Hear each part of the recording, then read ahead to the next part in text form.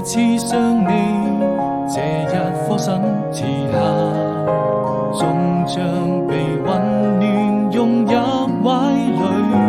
當我們彼此靠近，便不再有距離。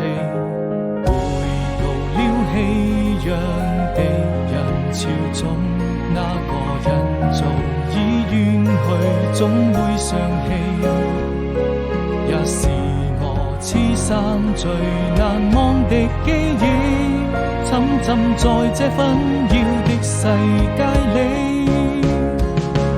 當我逐漸迷失自己，感謝能遇見你，每次擁抱之後卻留下無聲的嘆息。我千萬遍告訴自己，從不想放棄。